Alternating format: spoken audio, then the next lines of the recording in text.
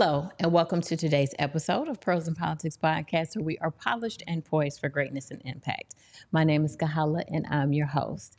We're so happy that you chose to join us today as we talk about a very serious and heartfelt subject. We have Tameika Thomas with Avery and Aubrey's Way, an organization that helps men and women who lose their children 28 days or less after birth. This is a subject that is very near and dear to me for reasons that we will discuss today. But we would love to welcome her to Pros and Politics Podcast today. Hello. Hi there. How are you, Tameika? I am doing wonderful and very, very excited to be here. And how are you? I'm good. I'm so happy to have you here today. This is a subject. You and I met several weeks ago, and I just love the way that we met. Agreed. I was there supporting family. You were there with your business, and two Black women just got to talking. Yes. About business, what drives us, what we do, what we're doing, right? And you told me about Avery and Aubrey's Way. And it connected to my spirit for reasons that I told you and your sister at that time. And so I'm so happy because people need to know, not just in the St. Louis metro area, but all over the world. Because as women, as mothers, many of us have suffered. Maybe not the exact same story, but very similar stories. And so anything that I can do to support what you were doing, I am 100% behind it. So first, tell us about yourself. Well, and I want to go back a little bit when you mentioned how we met, because I think it's just so cool how we met. But as you mentioned previously, my name is Tameika Thomas.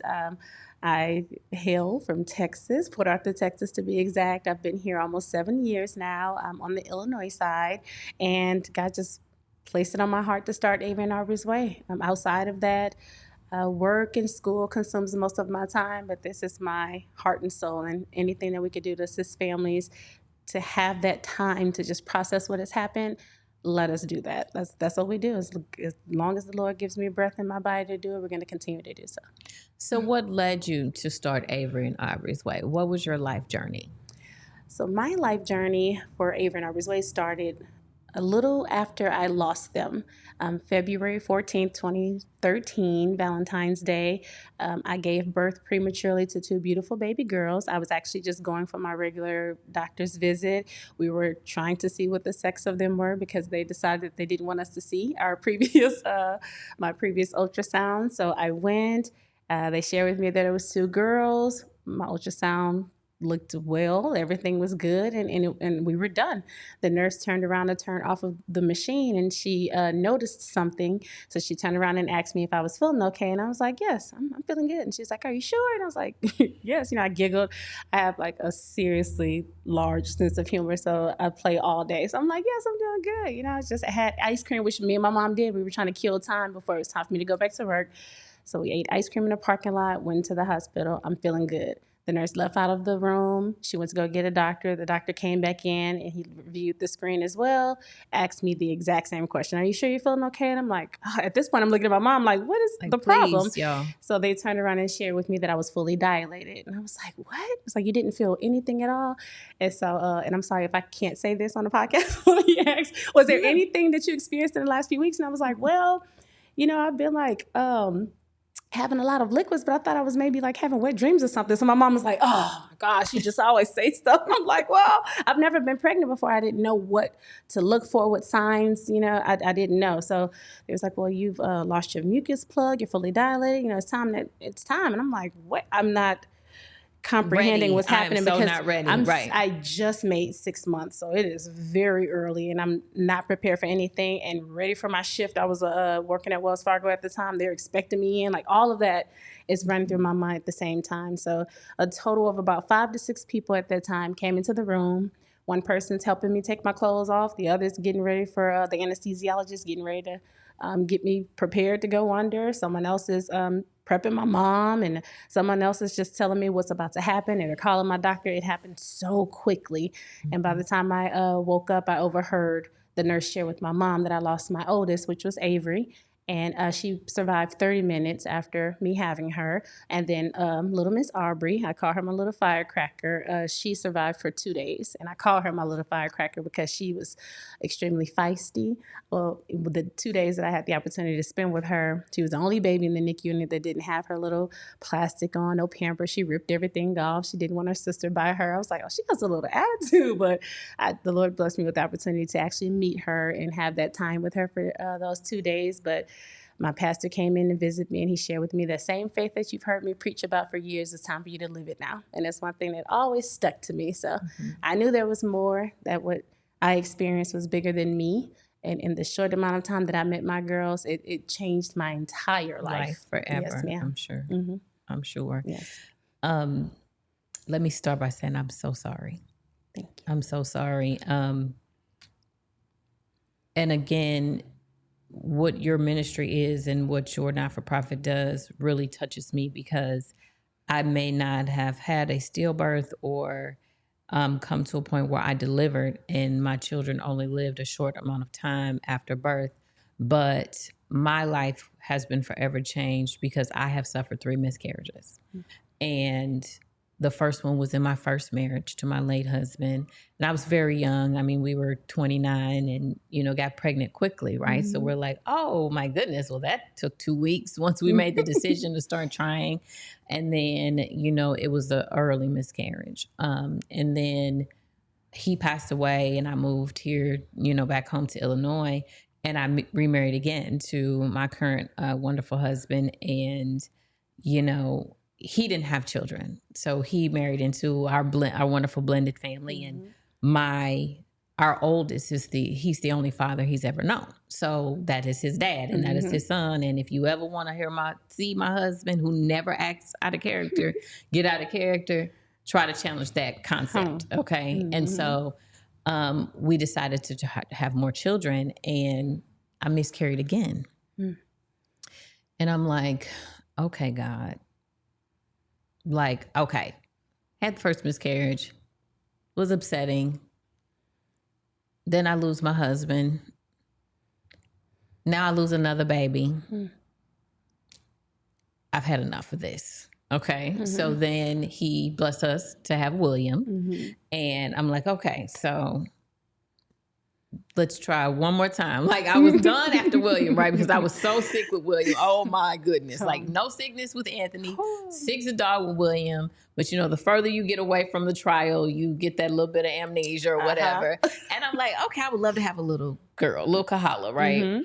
So we try again, and it was difficult because I'm basically 40 at this point. And we get pregnant and we're excited. And then I have another miscarriage. That third miscarriage almost took me out. Literally, it almost took me out, because I'm like, I'm 40. We've been trying. This is the third miscarriage. I cannot keep suffering these losses. Right. And nobody really understands,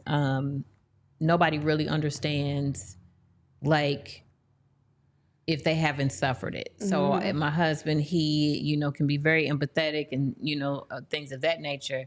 But even he couldn't fully grasp the living with the life terminating inside of you. If you don't have a womb and you don't, men, no shade, but I just don't think that you can get, because if you didn't live it, they are literally inside of you, and they take their last breath, their heartbeats for the last time inside of you. And so the, Black maternal mortality rate means something to me. Yes. The fetal maternity mortality rate means something to me. And so your ministry means something to me, because it's almost like a club. Yep. Whether you've miscarried, whether you've stillbirthed, whether you've lost after birth, it's this motherhood of loss. And people need to know what you're doing. People need to know why you're doing it, right? Because that pulls you in. And then people need to know how they can help. Right. So please tell us from the inception or the conception through your process all the way to where you are now, so we can know what you do, what services you provide, and how we can help. Absolutely. And look, I too am sorry about your loss. You are right. We have been chosen for this special little group that we are in. Any type of infant loss is still a loss. Someone shared with me, and it was simple to some people to comprehend, but for me it wasn't. When they shared with me the few little words that I am a mother still, and he jinxed me because I said I wasn't going to cry, but just hearing that was just different for me because I experienced my loss when I was 24. So I felt like I was still a baby, and seeing my mom look helpless because she couldn't help her baby. I'm the youngest of my sister and I, so it was different. But when the Lord placed it on my heart to start Avery Aubrey's Way, he gave it to me in a dream. And when I woke up, I was like, oh, wow, this is, I can't play with this. Let me hurry up and get dressed. Let me get to work. And when I made it to work, I typed it all out. And then I emailed it to my sister. I was like, make sure this makes sense because God gave it to me and I need to get it all out of my mind before I forget it. And what she replied back, we're emailing at work, and she's at Navy Federal Credit Union at the time. I was working at a CPA firm downtown, and I'm sure we should have been working, but we were I needed to get this out. And she read it. It's all and in the past it's now. all, right, it's okay. And she read it, and all she replied back was, wow. And I was like, God said, this is what I'm going to do. I'm not sure what I'm doing with this. And I was like, but I believe he's telling me to start a nonprofit. So fast forward, that was probably towards the end of 2016 when he placed that in my spirit, gave me the business plan. So I'm like, what now? What do I need to do? He's like, research. I'm giving you this because this is the only type of nonprofit that is going to be. This is the only type that's going to go in, assist families in the capacity that I need you to assist them, be it exactly how you experience your story. When families come to you, this is what I need you to do for them. So in 2017, we became a 501c3. I did all the research within a 6-month time period, and I didn't even realize he was giving me the resources before I even needed them. Like, that's how awesome God is. That's how awesome And he is. at that same accounting firm, there was a nonprofit partner that she and I had become close, and I didn't even know it was going to be the one to help me, point me in the right direction. I knew that I needed to have all my ducks in a row before I approached her. This is nothing small. I shared with her what I wanted to do, what it was going to look like. And she was like, wow. She said the same thing. I've never heard this before. This is where I want to point you in a direction of. These are the resources I think you'll need. She gave me the attorney's number, who gave me another attorney's number that led me into, I believe it was called like a Chicago attorney something, but they assist nonprofits with pro bono services. So if you need any legal assistance with creating a nonprofit, from articles of incorporation, getting registration, all of the above, they will help you step by step. And they did that for me, and I'm forever grateful. Fast forward to now that we're incorporated in 2017, it's like, the services, what do we do now? I'm like, I have no idea what I'm doing. He was like, it's cool, I've got you covered. This is me and God talking. I've got you covered. It's like, what you're going to do is help families financially. He's put it in 3 buckets for me. You're going to help them financially. You're going to help them emotionally. You're going to help them spiritually. And I'm like, okay, how does that look? Okay, well, financially, what happened? How did you feel when you lost your children? You kept bringing it back to me. Well, I didn't think about none of that. Exactly. Well, why is it that? Because life doesn't stop for anyone, for anything. So we've experienced a loss, yet bill collectors are still calling. Yet you still have to feed children that you may still have in the household. You being married, going through a loss, it didn't stop, but you still have to have time to at least register what's happened. So he's like, okay, be there for families financially. I'm like, what does that look like? Financially, you're going to assist them with rent, mortgage, utilities, or funeral expenses. We don't have the space to assist in all of those areas at the same time right now, but I serve a big God, so I know that that's going to come very soon. Emotionally, if families call and they just need prayer, or they want to get connected to a church home, connect them to a church home.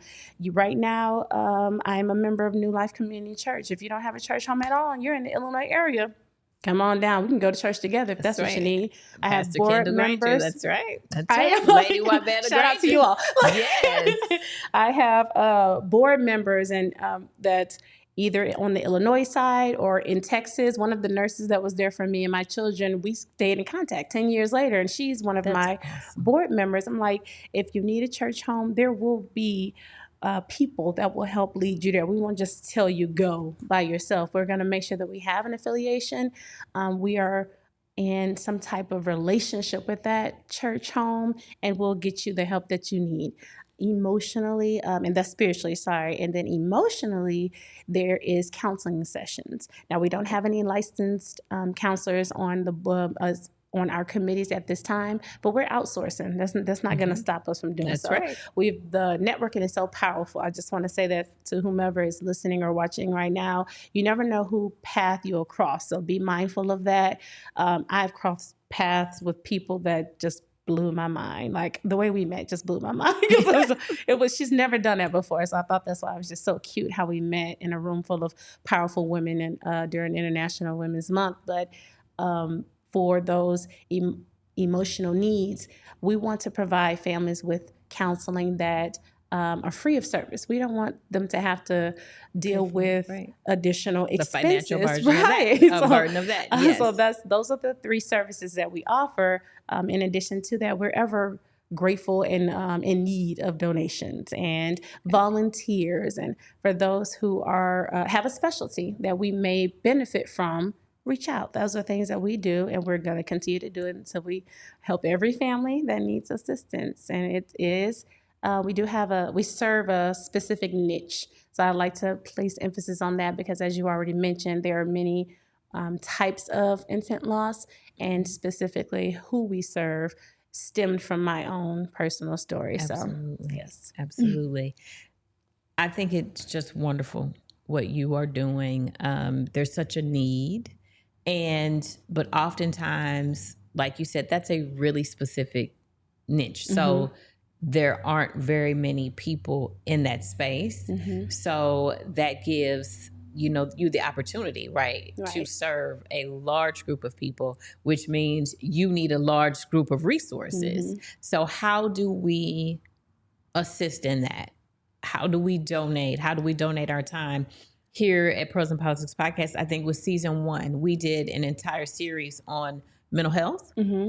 And we addressed the Black man, the Black woman, the Black veteran, and the Black child.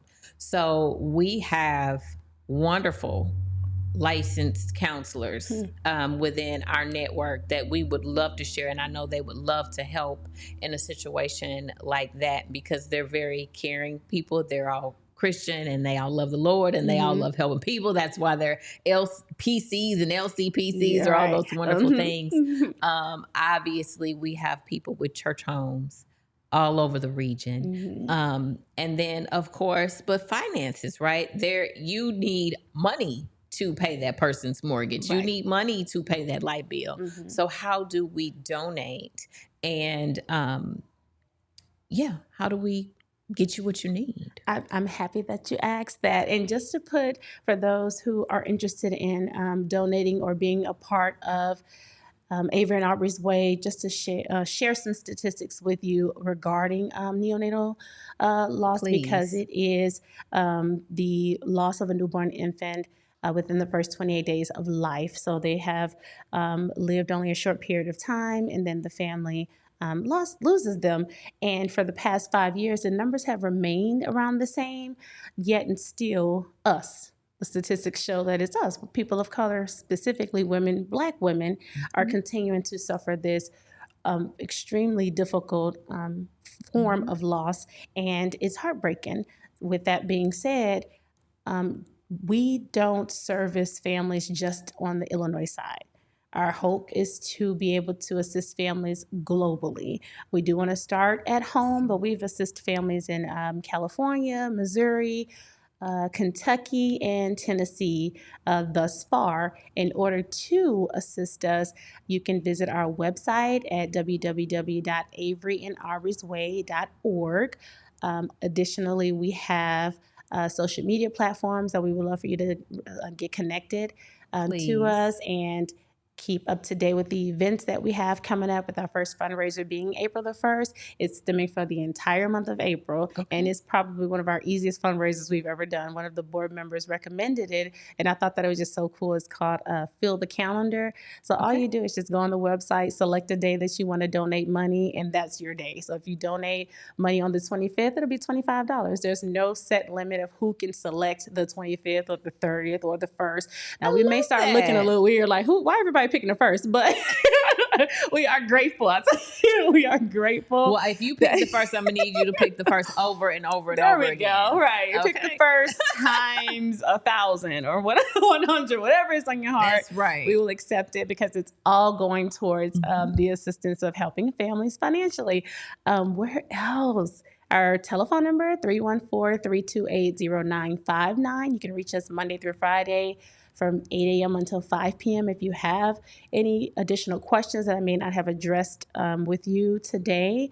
We are also looking for partnerships. I cannot stress that enough, because we want to help. We are here, but we're still small. So there are many people that don't know who we are, that we even exist. So church family, if you're listening, any church affiliations, we are welcome and open to sitting down and having that conversation with you, because we want to be a part of your ministry. Some church homes have bereavement programs or loss groups that they support families with.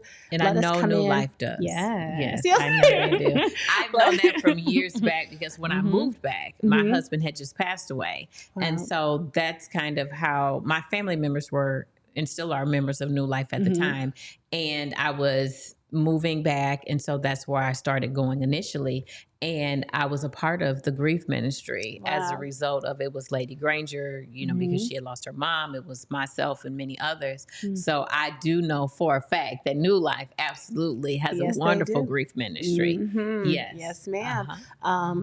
And not only church homes, but hospitals as well. And I did not realize that it would be that difficult to literally give out money. I'm grateful that we don't have as many families reach out, because that means that they've lost a child. So we're never, I'm not sure how to say it. We don't want to get those calls or receive those submissions. And it is solely on the website to submit a form for assistance. But when we do receive them, or the lack thereof, when we don't receive them, we're like, what else should we be doing? What else could we do? So I believe hospitals will play a huge role, and funeral homes. They will be the first to see that a family is in need. We have a family that's lost a child.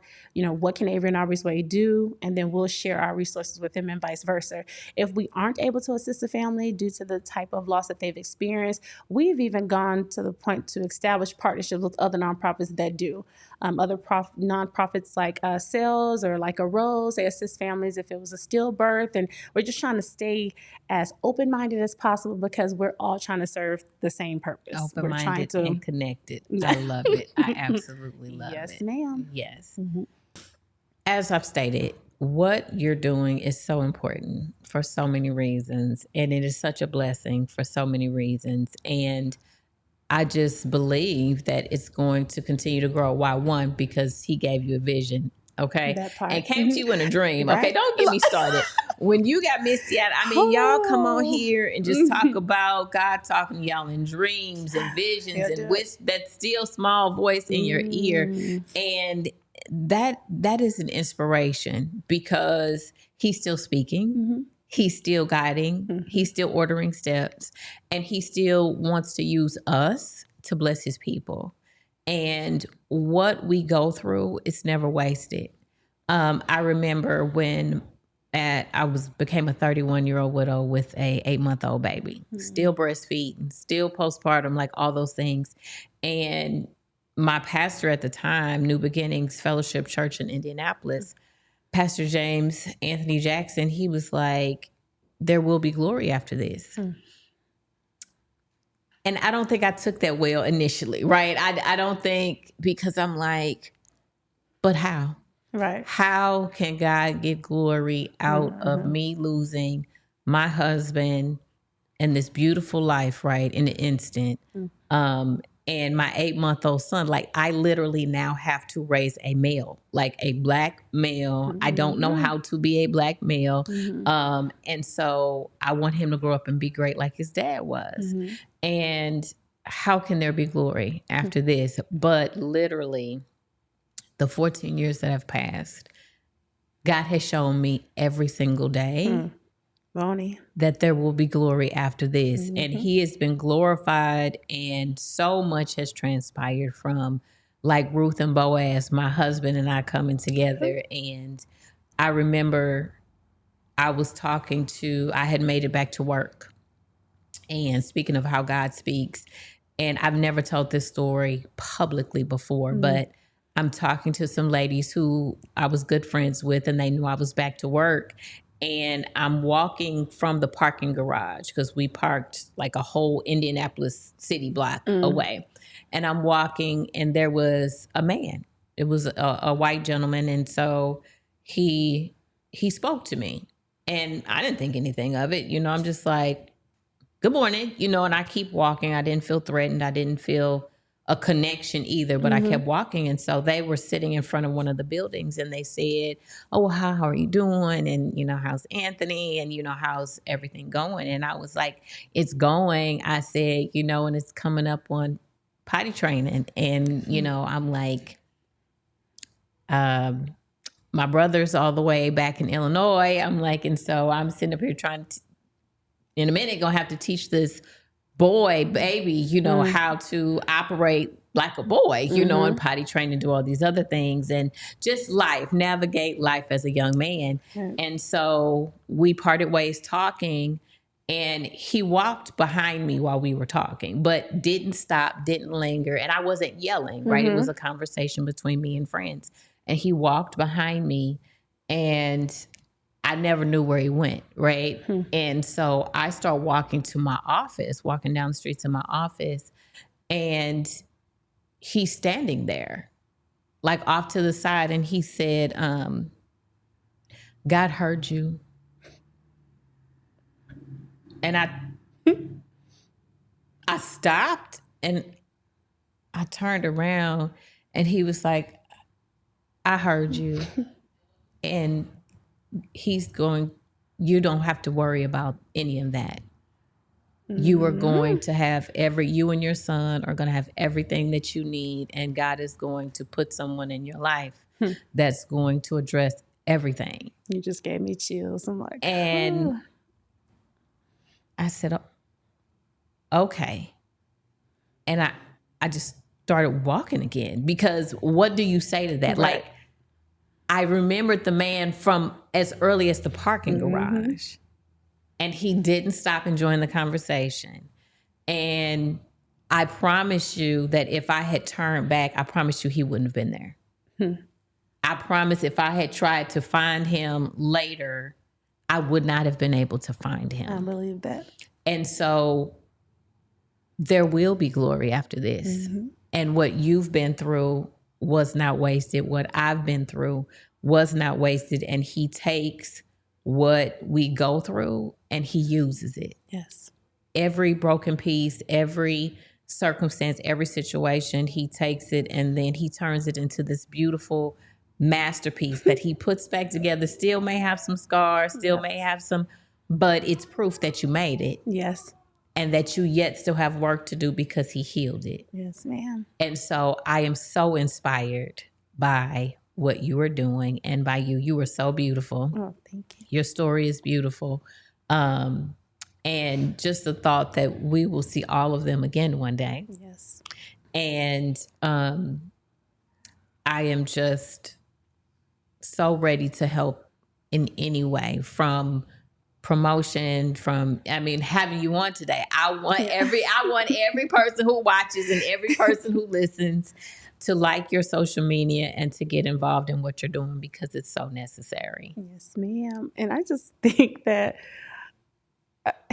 it's like I'm in awe just at the things that he does, be it big or small. You are right. From the moment that my life changed, Valentine's Day 2013, it has never been the same. And I have been the one to try to rush feelings, rush emotion, because I'm not overly affectionate, overly emotional, but I've learned in that season and even today that I have to embrace what season I'm in. And the Lord said there's a time and place for all things, and I had to embrace that. And I truly believe that helped me become more vulnerable to Him. I'm telling you, it's just... And what was this, like 2 or 3 weeks that we met now? Yes. And listen, let me just say that, okay? Because we're at open mic. My sister does an open mic every second Friday on the Illinois side of Cafe Biz. And she has never done this before. I mentioned it earlier in the podcast where she was like, it's International Women's Month. And I just want us to go around the room and introduce ourselves. To me, I'm like, 15 braids in my hair because I didn't finish my hair. I have a scarf on. I look horrible. I'm just in the background because I'm helping my sister out. I'm one of her biggest cheerleaders. So anything she does, I will be there. And I'm just in the back and I'm like, oh, this is going to be cute. So I'm over by the bar area looking at people introduce themselves. And I decide to sit down away from everyone. So I remember. And my sister's like, and go ahead. And I'm like, I know she's not talking to me. She's like, yeah. I'm like, we could talk later. So I introduce myself and share who I am and what I do. And then Miss Kahaya here says who she is and introduces herself. And I'm like, oh, how cool. We're amongst some really powerful people in this one setting. And you never know who you're sitting with, whose company you're in the midst of. And it's just wonderful. And it's nothing that either one of us tried to force. Like, oh, I need to be in her presence. I need to know her. It's just sharing our stories is what attracted us to one another. And I thought that was awesome. I said all that to say, don't be afraid to share your testimony. That's right. Because you never know who you could help, who needs to hear it. Absolutely. Because we are two living witnesses in that sentence, because we're still here even after what we've gone through 14 and 10 years later. And we're still here and we're still sharing our story through different avenues of ministry. You have a platform and you've allowed me to share that space with you this morning to share my story. And I appreciate that. Thank you for that.